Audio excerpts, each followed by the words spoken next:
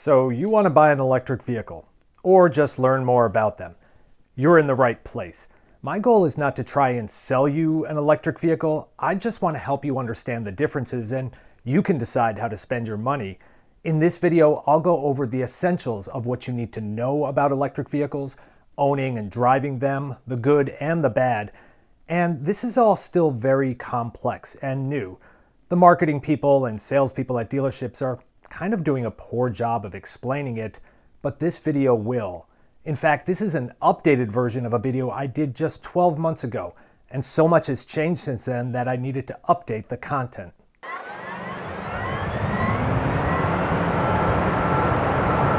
Here are the different types of powertrains available in vehicles today. For a more detailed explanation, I cover it in an earlier video. The overwhelming majority of cars today burn gas or diesel. The industry refers to them as ICE for internal combustion engine. If you electrify it, it's a hybrid, more efficient, better gas mileage, less greenhouse gases. Think Toyota Prius. But a hybrid powertrain does not have a plug, it still just burns gasoline. A plug-in hybrid, or PHEV, is basically a gas-burning hybrid with a little larger battery and the ability to recharge that battery via a plug. It automatically switches back and forth between gas and electric. Toyota calls this their Prime model. Jeep uses the term 4xe. If you want to learn more about PHEVs, check out the video I did on them. The focus of this video are battery electric vehicles. You know, Tesla. Generally, when people say EV, they're referring to a battery electric, all electric, no gas. Unfortunately, sometimes PHEVs get included in the category of EVs and other times not. When I say EV, I mean a battery electric vehicle or BEV. Moving on. Oh yeah, hydrogen fuel cell vehicles. Don't worry about them. They have a lot to overcome. Moving on. Fundamentally, people don't often like change, but the transition to electric vehicles is inevitable. I wanted to show you a forecast that helps put these numbers into perspective, because I think many people are freaking out by the headlines. The fact is, EVs are coming, but not as quick as some may think. When I made this chart last year, there were many other overhyped forecasts. Now, at the end of 2023, EVs look like they're going to account for about 8% of new vehicle sales, and the people who were overhyping EVs last year are now calling them a bust. The reality is, EV sales are continuing to grow, but at a slower pace than the exaggerated forecasts. And I'll pat myself on the back. My forecast is basically a collection of sources, and I haven't changed it since last year. By 2030, I estimate that about a third of new vehicle sales will be battery electric vehicles, plus some plug-in hybrids on top of that. This means that the majority of new vehicles will still be burning gasoline. But in a mature industry like automotive, that is massive disruption. Established automakers and suppliers have many billions invested in engine and transmission plants. Now they have to ramp up batteries and electric motors or risk being left behind. Another way to look at the data is to consider the total populations of vehicles on the road. EVs and PHEVs make up only about 1.5% of the 290 plus million registered vehicles. That's it. And by 2030, even with new vehicle production shifting to electric, they will still be in the vast minority of vehicles on the road. That's because cars and trucks are lasting much longer. The average vehicle is currently 12 years old, and that statistic has been increasing steadily for years. That's good news for consumers. It means that vehicles are lasting longer. There are three key factors to a successful trip in a battery electric vehicle. Automakers have been telling you that range is the most important part, but they're starting to realize that it's the charging experience that is causing their customers anxiety, and Tesla has a clear advantage in this area. They have their own proprietary plug and their own network of exclusive superchargers for their customers to use. But all that's about to change. When it comes to availability of charging, you're first going to need to find the right plug, and a lot has changed in the past year. Tesla uses their own plug design. It's the same whether you are charging slow or fast with high power. All other EVs use the SAE J1772 plug for slow charging. You can call it the J plug. To charge faster, everyone uses the CCS plug for combined charging system. It adds two high-powered electrical connectors at the bottom. That is everyone except the Nissan Leaf and a couple of other older EVs. They use CHAdeMO, a standard created in Japan. So for fast chargers, we need to accommodate three different plug types. That's a pain in the ass, but gas stations have to deal with multiple fuel types too. Government funding for charging infrastructure backed the CCS standard. And then Tesla announced that they would make their plug available for anyone to use. It's more compact, easier to handle, and it's the same for slow or fast charging. They rebranded it the North American Charging Standard, or NACS. Good, but in order for anyone to use it, SAE volunteered to issue a spec as SAE J3400. Over a couple months, basically everyone signed up to use it on their future electric vehicles. So where does this leave us? Somewhere around 2025 calendar year and later, new electric vehicles will have the Tesla plug, or call it NACS, J3400, whatever you want to call it. Older EVs with CCS, they'll still be fine. Adapters already exist that go from CCS to that Tesla plug. Now they're being developed to go from Tesla NACS to CCS. If you buy a vehicle with CCS today, you'll be fine. However, don't just buy any adapter. Only buy an adapter from the automaker. These are high-powered connections. Industry experts don't love the fact that we will have to use adapters during this transition period, and they hate the fact that some questionable manufacturers are cranking out cheap adapters. Go look on Amazon, but don't buy one. Just know that there's some questionable manufacturers out there. Unfortunately, there is no adapter from Tesla or CCS to CHAdeMO. It works different, and that's something you have to be aware of if you're shopping that type of a vehicle. To understand EV charging, it helps to have a refresher on electricity. AC, DC. Alternating current is what you have in your house. Direct current is what's in the battery. You'll also need to get comfortable with the term kilowatt, 1,000 watts of electrical power. Water is often used to help explain the flow of electricity. Picture a hose. The pressure of water can be compared to electrical voltage. The speed of water traveling through the hose is the current measured in amps. Amps times volts equals watts or kilowatts of power. This is not powerful. Low pressure, low flow. This is powerful. High pressure or volts, high flow or amps. Now imagine a hose or faucet filling a bathtub.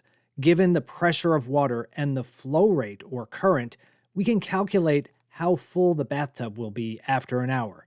Similarly, a charging station that puts out 150 kilowatts of power after 1 hour of time should add 150 kilowatt hours to your EV. Kilowatt hours is a measure of energy stored in the battery. A typical EV has only a 75 kilowatt hour battery, so really you should only have to charge it for a half hour at that rate. I said should. That's because when you charge an electric vehicle and you plug it in, ideally it should quickly ramp up to its maximum charging potential and then stay at that high rate of charge for a period of time until it reaches about 80%. At that point it ramps down to avoid overstressing the battery. In the real world, charging is much more complicated. The actual charging curve looks totally different and a lot less than what you want.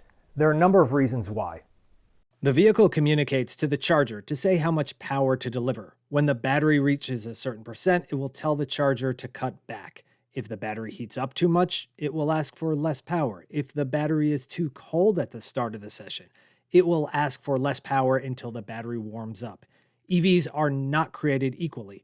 GM just continued the Bolt EV, a very good value, but it's an older model with a peak charging of about 50 kilowatts. Their new and much more expensive EVs claim to charge much faster, up to 350 kilowatts. Charging stations are not all the same. Yes, high-power chargers are cool, but plugging a Bolt into a 360 kilowatt high-powered charger is only going to get you 50 kilowatts because that's all the car can handle. And there are other situations too. If too many chargers are being used at once, they may reach a limit for that site. The utility company may ask to reduce the output of EV charging during times of high demand, like during a heat wave. And there can be other issues with EV chargers not communicating effectively with the vehicle, all things out of your control. I really should be calling this stuff EVSE for electric vehicle supply equipment, but I call them chargers. Everyone else does too. So let's go with that. Most new EVs come with a level 1 charger, but some are starting to make this optional to save a few bucks. It plugs into a 120-volt outlet that you can find in your garage, outside your house. It's easy, but it's slow, sometimes called a trickle charge. Expressed in kilowatts of power, it delivers 1 to 2 kilowatts to the vehicle. Depending on how efficient the EV is, that's only adding 5 miles of range or less per hour. For a battery electric vehicle, it's better than nothing. Now, for a plug-in hybrid, that's the car that switches between gas and electric, a level 1 charger does just fine. What's better than level 1? Charging at level 2, of course. It requires a 240-volt plug. Your home likely already has a 240-volt outlet somewhere, but it's in the basement for an electric clothes dryer or it's in the kitchen for an electric oven. To effectively do level 2 charging at home, you need to get a dedicated 240-volt line run to your garage or driveway. Level 2 charging delivers more power, more kilowatts, so you add more miles of range back to your vehicle. Level 2 charging is great for any destination, your home, or at a public destination. You'll see them more and more at work, at hotels, at shopping malls, anywhere where you plan to stay for a few hours. For a battery electric vehicle, you want level 2 charging at home, and I'll tell you how in a minute. You can also use level 2 charging on a PHEV. It's faster and it doesn't hurt the vehicle at all. Then we get to DC fast charging or direct current. Some people will call these level 3. I stopped calling them that because technically that's not the right term, but people will know what you mean if you choose to use that term. This is not the kind of thing you would install in your house. It's way too much power. DC chargers are rated in kilowatts. You'll find 50, 150, 350, all kinds of values in between. Tesla calls them superchargers, others call it fast charging. As I mentioned before, you'll need to find the right plug for your vehicle. Tesla plug or NACS. CCS vehicles typically have a rubber plug covering the pins for the DC fast charging. And CHAdeMO, that's going to be harder to find going forward. States are aware of this risk and typically require CHAdeMO support when they fund new infrastructure. When I talk to somebody who's considering buying an electric vehicle, the first question I ask is, where will you charge at home? Because if you don't charge at home, you're going to spend more money and it's going to be way less convenient to own. People do own an electric vehicle without charging at home. Typically, they go to a DC fast charger as needed, but the cost of electricity at a fast charger is much more expensive than you would pay at home. Plus, you're wasting your personal time. If you charge at home, you can let it run overnight while you sleep. That's when electricity is cheapest too. How to charge at home depends on what you call home. A single-family home, if you park in the garage or in the driveway, you can figure out a way to charge. I'll give you some tips on this next. If you live in a multi-unit dwelling like a townhouse, and there's dedicated parking for your vehicle, like a garage or driveway, you can probably figure something out. Many new construction projects are adding EV charging for its tenants in anticipation of demand. You may need to work with your landlord or, heaven forbid, a homeowners association if you need to add an outlet. Lastly, lofts and apartments often require you to park on the street or in a lot or in a parking deck far from the building. If the developer or the city don't install public EV charging, it can be difficult to find a plug. Across the US, about a quarter to a third of people currently cannot charge an EV where they live. Again, it is possible to own an EV without charging at home, but it is so much cheaper and easier if you can. If you want a level 2 charger installed at your home, here's my advice. The first place I would start is with your utility company. They will have a webpage dedicated to electric vehicles. This is an important change to their industry. Many will offer rebates to install home charging. They'll have information on any tax incentives that are offered by your state. They may even have a list of recommended electricians or offer installation services themselves. Next, check with the manufacturer of the EV that you intend to buy. Most offer their own hardware designed to work specifically with their vehicles, and a few are offering services to help you charge at home. Chevrolet, for example, is currently offering $1,000 to help pay for installation of home charging if you buy one of their vehicles. And personally, I wish all automakers did this. They're working with a company called Qmerit to do the installation. You can get a quote for electrical work online or work with a local contractor. And yes, I still own a phone book. Chevrolet isn't the only one working with Qmerit. You can get a quote from them online, just answer some questions, upload a couple of pictures like of where you park and of your electrical service panel, and they'll give you an estimate. Do your homework. Do not just buy the cheapest one online. Tom Malogny does some fantastic reviews online, so you should check out his content. I'll put links to that in the notes. My recommendation is to have a circuit in your house dedicated to EV charging. Have a 50 amp rating. That's the flow of electricity it can handle. I do lots of home improvement work on my own, including electrical, but for this, I hire a professional to do that work. You can have a plug installed called a NEMA 1450. This is what it looks like. But increasingly, I'm hearing people recommend that the EV charger gets hardwired to the circuit, so a permanent connection. It's more robust than a removable plug. Talk to the electrician you hired to do the work. Take their advice, not mine. I live in an old house, and when I moved in, I needed to have the electrical service upgraded. Not because I own an electric vehicle, that was just to pass code.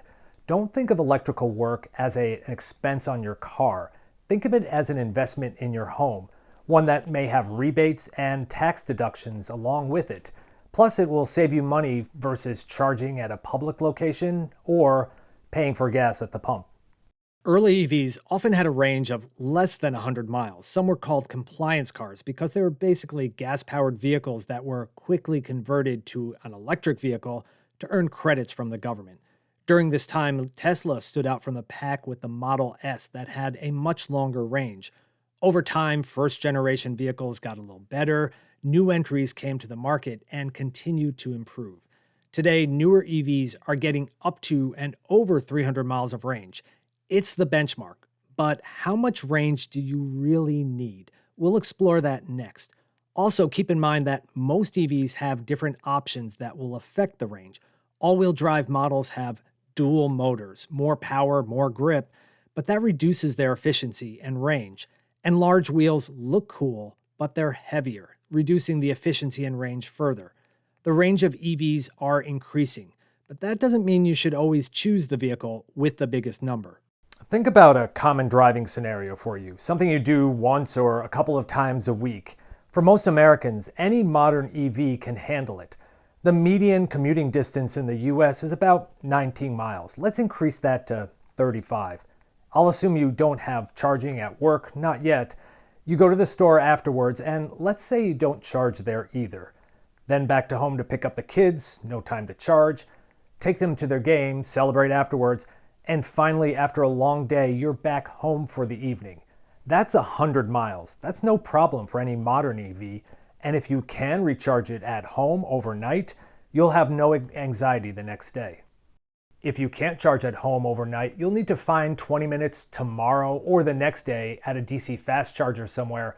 Maybe the next time you're at that shopping center, you can just do that while you're shopping. What's a less common driving scenario? Let's say a 500-mile trip to visit family. I did a separate video on road tripping in an electric vehicle. You can check that out later if you want. If you want to know what to expect, go to a Better Route Planner or download the ABRP app to your phone. You'll need to enter the type of EV you're driving, so pick something common. Play around with it long enough, and here's what you'll find. 1, you will take multiple short stops, not one long stop. That's because batteries like to operate between 15 to 80%, let's say. The navigation will recommend that you hit the road before going all the way up to 80% full. It's a better use of your time. Remember that chart I showed you where after 80% the charging speed drops, so you want to hit the road before you reach that point. If you switch vehicle manufacturers, you'll also see how important charging speed of the vehicle is. Personally, I would much rather have an EV that charges quickly and dependably than one that has a massive battery. Not all EVs have good long distance route planning in the navigation. Tesla does. They're the benchmark. Just type in your destination, it knows the traffic, it knows your battery. Wherever it tells you to stop and charge, I don't second guess it. I just do it. Other automakers are starting to catch up to that experience that Tesla provides in their navigation, but many are not there yet, and thus people like to use apps on their phone. In a modern EV, you can road trip if you need to. It will take minutes longer, but not hours like some people will tell you. Now, some EV owners have had some horror stories about multiple charging locations being down. I've not had that experience personally. Yes, I've had to move my vehicle and switch from one station to another to get it to work, and apps work way better than the credit card readers, but nothing that's really stopped me from traveling. If you're traveling with kids and or dogs, you'll probably need to stop multiple times anyway, so the difference isn't that great between a gas vehicle and an EV. If you're traveling alone, that's where a gas vehicle really does have a big advantage. If you're eating while driving, which you really shouldn't do, and you make very quick gas stops. Other things to consider. Do you tow a camper or a boat? EVs can tow, but it significantly reduces their range, and most charging locations aren't designed to accommodate towing vehicles. That's starting to change a little. Is there adequate charging where you're going? New stations are being built all the time. For that, check out PlugShare. Look for EV charging in the areas you'd like to visit. And maybe be creative with the vehicles you own. Drive an electric vehicle daily, and then for that one long road trip a year, rent a gasoline minivan. They're great for family travel, but you may not want to drive one every day. When looking at the range of an EV, you must take into account these factors. First, don't run your battery down to 0%. You shouldn't run your gas tank empty either, by the way. It's not great for the battery to run it down that low. The real risk is the availability of charging. They're not as widely available as gas stations, so you just don't want to cut it that close. On the other hand, you don't want to charge it to 100% on a daily basis either. Most manufacturers recommend charging to only 80% on a daily basis to maximize longevity. For the occasional long-distance trip, it's fine to start your journey at 100%, just not every day. I say just do whatever your owner's manual tells you to do. Cold weather affects the range. EV batteries don't like to be cold, so they get heated using electricity, and that same battery also needs to heat you and the passengers, so range is affected. To be fair, combustion engine vehicles, especially diesels, can have a problem in the cold also. Hot weather can affect the range. Batteries don't like to be hot either, so they have a cooling system. And that same battery that runs the cooling system also needs to run the air conditioning for you and your passengers. By comparison, combustion vehicles have a fuel economy rating set by the EPA, and you probably don't get the numbers that they say you should. The same is true for electric vehicles. The EPA website has mileage estimates for range of electric vehicles, and you will probably get less than that in real-world driving situations, including driving too fast. What's it like to use a DC fast charger? For vehicles with CCS, you plug it in, authorize payment, and then the charger talks to the vehicle to deliver electricity. The problem is there are many different EV companies and many different charging providers. To authorize payment, you can use a credit card reader, but there's a good chance it won't work the first time, or maybe at all. So you download the app for the charging provider. You'll end up with several different apps on your phone from all the different companies. More vehicles and charging providers are adding something called plug-in charge. That's where you just have to plug it in and payment is automatically authorized. Expect that to become more common. Some will say the experience is consistently bad. I would say it's just inconsistent across all the different providers that offers CCS charging. Tesla, on the other hand, has their own network of superchargers. When you plug it in, payment is authorized. Their network works very well. Tesla could have kept this all to themselves as a competitive advantage, but instead they decided to open it up. they're converting some of their locations to offer the Magic Dock. That allows vehicles with CCS to charge at a Tesla charging location. And they're signing deals with basically all the OEMs so that their owners will be able to buy a Tesla authorized adapter and start using their entire supercharger network. Eventually, the Tesla, NACS, J3400, whatever you want to call it, will become the standard in North America. It's the right choice, but don't expect that to happen overnight. It's going to take several years for things to sort out. In the meantime, adapters will become common, but only use them when you have to and buy it from your EV manufacturer. Now, let's see how electric vehicles will play in Peoria. There are green pins there. Those are AC charging locations or destinations. They're places where you go to leave your vehicle and stay for a while, so slower AC charging works just fine. There's a hotel, a restaurant, and a parking garage. If you're passing through Peoria and you need to charge quick, the choices are limited. Driving a Tesla, there is a supercharger location there off of Highway 74. It's in the parking lot of a Hy-Vee grocery store with restrooms and food inside. That's not a bad place. If you're driving a non-Tesla, there is one location where you can DC fast charge. Mike Miller Hyundai installed DC chargers. Hyundai sells a lot of EVs, so they figured why not? They offer the CCS plug, which is what you need for your non-Teslas, or that CHAdeMO plug like the Nissan Leaf uses. They're only rated at 50 kilowatts, which for DC charging is kind of slow. It's at the very slow side of DC charging. When the dealer is open, you can ask to use the restroom and check out the EVs in their showroom. That's probably why they put them there. And when they're not open, you can still charge there, but you have to walk across the street to the Walgreens or the Circle K to get something to eat or drink. All 50 states, DC, and Puerto Rico have plans in place to spend the money on EV charging infrastructure.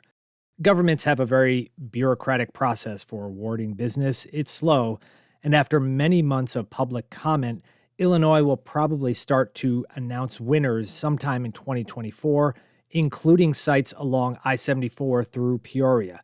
Tesla could move quickly by installing Magic Dock chargers at their current site in Peoria. In other cases, the winning bid could require the utility company to increase electrical capacity to the site selected, and that would slow down implementation by at least a year, maybe more. Now that our cars charge, what's it like to drive an electric vehicle? Well, you can go take one for a test drive, except this is another area where EVs are just different. Electric vehicle startups like Tesla, Rivian, and others have decided to bypass the traditional dealership business model in favor of buying online and picking up the car at the company-owned store. However, each state has their own laws in this area. Check their websites to see what services they offer in your state. Traditional automakers have EVs too. Some dealers have well-trained salespeople who can answer questions. Others may try to steer you to a gas vehicle. Salespeople often make a higher commission on gas vehicles, and quite honestly, the questions are less difficult. So another option is to rent an EV. Some traditional car rental companies offer electric vehicles in their fleet. I like to use Turo to rent people's personal vehicles for more than a day. It's not free, but it's good to see what a vehicle is like to live with for more than just a 10-minute test drive. What can you expect when you drive an EV? I'm going to be very general with these statements. First of all, they're fast. Electric motors develop torque instantly, so they respond as soon as you lay into the pedal.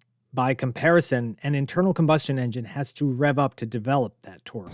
So even if an EV doesn't have ludicrous 0 to 60 times, it feels fast with a smooth power delivery. They're also quiet. All that engine and exhaust noise is gone in an EV.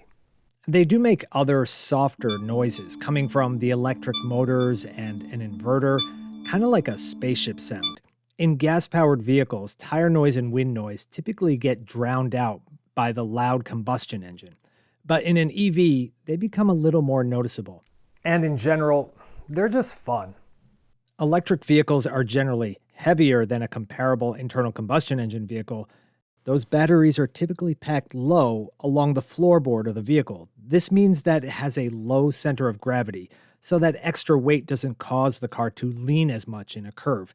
It's still heavier than a gas engine, so don't push them too hard. Now I want to point out some things that people tend to complain about. And for this, I blame Tesla. They define the market for electric vehicles in the US, and other automakers are copying their every move, for good and for bad. For example, some EVs have decided to ditch the start button. The logic behind this is that an electric motor is ready to go whenever. You don't need to start an electric motor and let it idle like a regular engine. But for someone coming out of a regular gas-powered vehicle and into an EV, it's different. So if you go to test drive an EV, don't be surprised if there's no start button. All you have to do is jump in and go, step out and walk away. But in order to go, you need to shift into drive or reverse. And many EVs have changed that too. To be fair, many gas-powered cars are experimenting with different gear selectors also. This can free up space in the center console for even bigger big gulps. So regardless of what new vehicle you test drive, don't feel stupid if you have to ask how to use the joystick, the stalk, the buttons, or whatever the hell that thing is. Something else to look out for: very large touchscreens and very few buttons and physical controls. Again, this is an automotive trend not entirely unique to electric vehicles. Automakers want to make EVs the coolest cars in their lineup. And what really pisses people off is they take commonly used buttons and knobs and they put them into the touchscreen. Time for some truly horrible graphics to explain an important feature of an electric vehicle. You're familiar with how brakes feel. When you let off the gas pedal, the vehicle coasts for a while. To stop, you press on the brake pedal, which causes friction brake pads to clamp down on a spinning rotor. The energy of motion then gets transferred to heat energy in the brakes. It's wasted energy, but it works, and it's important for safety. Over time, this causes the pads to wear down. Electric vehicles and plug-in hybrids have that same friction braking system as other cars for safety, but they also have something called regenerative braking. When you let off the accelerator pedal, the vehicle will start to slow down by itself. The same electric motors that drive the vehicle are being used to provide resistance and generate electricity that gets put back into the battery. Rather than losing energy as heat in the brakes, it gets converted back to electricity. That helps make it more efficient. It still has a traditional friction braking system if you need it, but that system gets used less often so that the brakes last longer. The weird thing is, some EVs regenerative brake so strongly that they can come to a complete stop without ever touching the brake pedal. Traditional automakers tend to keep it light. You'll hardly notice it. They want to provide their customers with a brake feel that is closer to the combustion engine vehicles that they also sell. Other EV manufacturers don't give a damn about traditions. They have a very noticeable regen brake feel. The result is something called one-pedal driving. Once you get used to it, it's great. In stop-and-go traffic or in subdivisions with lots of stop street, your foot only has to use the accelerator pedal. Personally, I like it when manufacturers let you choose how strong or light regen braking is. You may find this under settings in the touchscreen or with buttons or paddles to adjust it on the steering wheel. Just know that the EV you drive may regen brake very strongly. You'll know it as soon as you let off the accelerator pedal, how much and how strong the regen brakes are. Generally speaking, here's a high-level overview of some of the ownership costs. About half of the states in America have an additional registration fee on electric vehicles, and a few also apply that extra fee to PHEVs. That's because the tax on gasoline and diesel fuel helps to pay to fix the roads, and BEVs don't buy fuel. You should expect more states to add some kind of fee to help recover those lost revenues. For maintenance, internal combustion engines require oil changes. Electric vehicles, battery electric vehicles don't. Because of regenerative braking, EVs don't use their friction brakes as often, so there is less wear. Tire maintenance, however, can work against a battery electric vehicle. They are heavier than a comparable gas vehicle, which contributes to tire wear. What really matters, I think, is how you drive your car. If you show off acceleration at every stoplight, that's going to add up. To get the most out of your battery electric vehicle, I recommend that you have a level 2 charger installed at your home. That's an extra cost, but again, it can be offset by rebates and tax deductions. Lastly, battery electric vehicles and plug in hybrid vehicles can qualify for federal and state incentives. There are incentives also on used EVs, so you can check those out at irs.gov, fueleconomy.gov, and Kelley Blue Book has a good summary. I'll put links to all those in the notes. We are still very early in the transition to electric vehicles, so if you're a little confused, a little cautious, don't worry about it. Lots of people are. Headlines will continue to pump up or shoot down electric vehicles. Things are going to get better, but it's not going to happen overnight. EV sales are continuing to grow, but that doesn't mean gas vehicles will disappear overnight. I hope this video put things into perspective. If so, give it a like and consider subscribing so you can see my other content. And as always, thanks for watching.